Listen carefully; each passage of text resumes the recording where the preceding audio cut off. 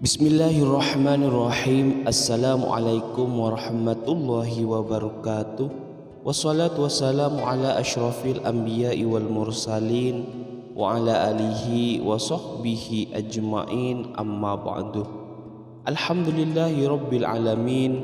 Puji syukur atas karunia, nikmat dan hidayahnya yang Allah berikan kepada kita semua, baik itu berupa rezeki maupun kesehatan.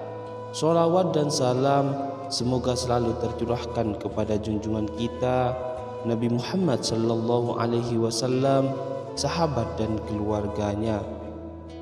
Sahabat beriman yang dirahmati Allah, dalam ajaran Islam sebagai seorang muslim tentu sudah diajarkan untuk melakukan hal-hal yang diperintah dan menjauhi larangan Allah Subhanahu wa taala. Untuk itu kita semua juga diajarkan untuk melakukan sesuatu dengan baik dan benar. Dalam melakukan hal yang baik dan benar, Islam juga mengajarkan semua, salah satunya tata cara mandi junub atau mandi wajib dengan benar. Mandi wajib adalah mandi yang dilakukan untuk menghilangkan hadas-hadas besar. Dan ada sebab-sebab yang mengharuskan kita untuk melakukan mandi wajib, seperti selesai menstruasi, usai berhubungan orang yang meninggal juga. Mereka yang melakukan mandi wajib haruslah dilakukan secara benar dan sah. Kewajiban ini memang harus dilakukan ketika kita hendak menjalankan ibadah yang mewajibkan diri dalam keadaan suci.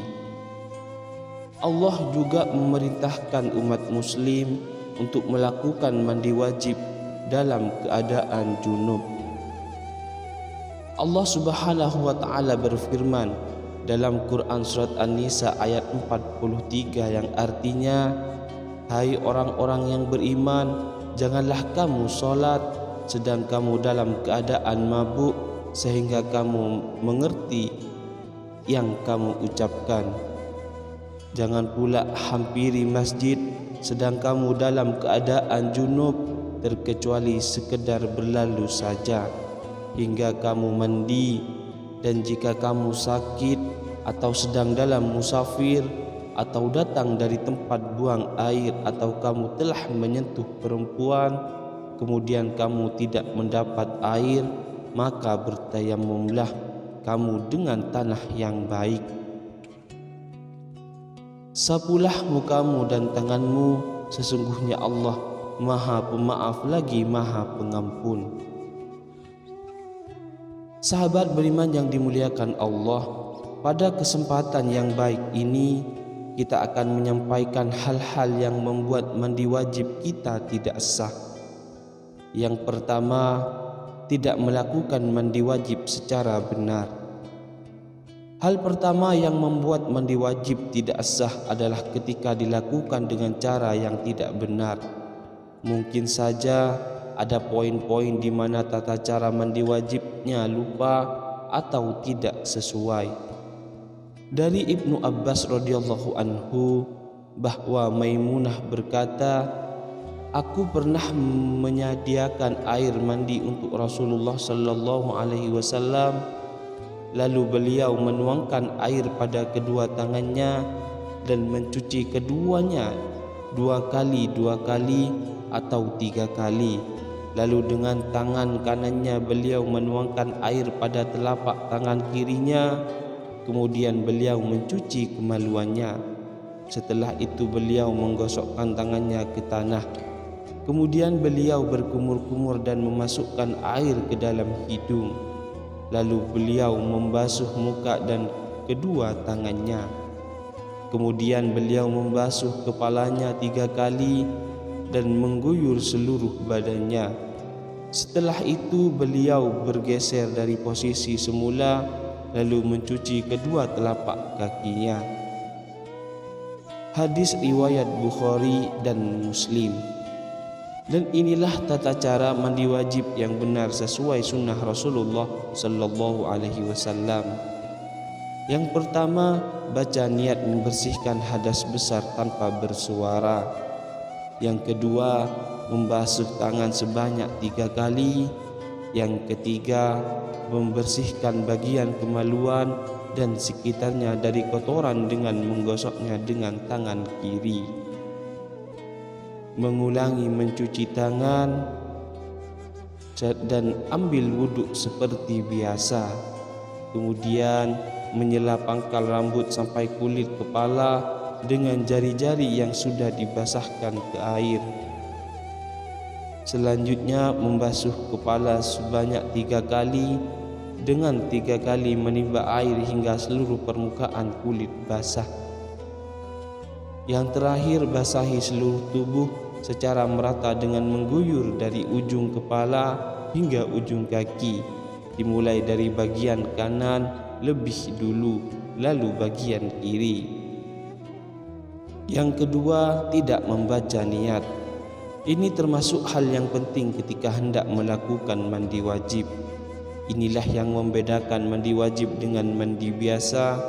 Cara membaca doa niat mandi wajib pun dilakukan dalam hati atau tidak bersuara. Yang ketiga, tidak menggunakan air yang bersih. Ketika melakukan sesuatu yang akan mensucikan kembali tubuh, mandi wajib haruslah dilakukan menggunakan air yang bersih. Namun jika dalam kondisi sulit mendapatkan air bersih, maka bisa dilakukan secara tayamum yang memiliki tata cara tersendiri.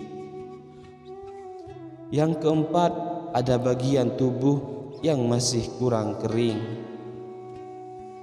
Proses menghilangkan hadas besar dengan mandi wajib haruslah membasahi seluruh anggota tubuh. Begitulah salah satu hal yang wajib dilakukan terkait tata cara mandi wajib.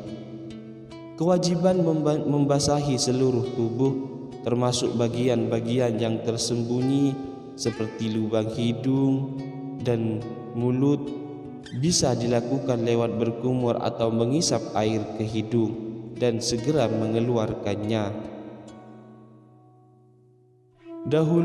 Dahulu jika Rasulullah sallallahu alaihi wasallam hendak mandi junub, beliau membasuh kedua tangannya, kemudian menuangkan air dari tangan kanan ke tangan kirinya, lalu membasuh kemaluannya, lantas berwuduk sebagaimana berwuduk untuk solat.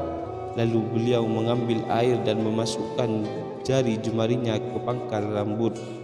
Hingga beliau menganggap telah cukup, beliau tuangkan ke atas kepalanya sebanyak 3 kali tuangan. Setelah itu beliau guyur seluruh badannya, kemudian beliau basuh kedua kakinya. Hadis riwayat Al-Bukhari dan Muslim. Yang kelima, rambut dalam keadaan tidak terurai. Bagi seorang perempuan atau laki-laki yang memiliki rambut panjang, ada baiknya untuk tidak mengikat rambutnya saat melakukan mandi wajib, sebab bisa saja air tidak masuk hingga ke sela-sela rambut sehingga mandi wajibnya tidak akan sah. Yang keenam, masih terdapat kotoran di dalam kuku. Kamu perlu tahu bahwa kotoran yang ada di dalam kuku bisa menghalangi air sampai ke badan, khususnya pada bagian bawah kuku.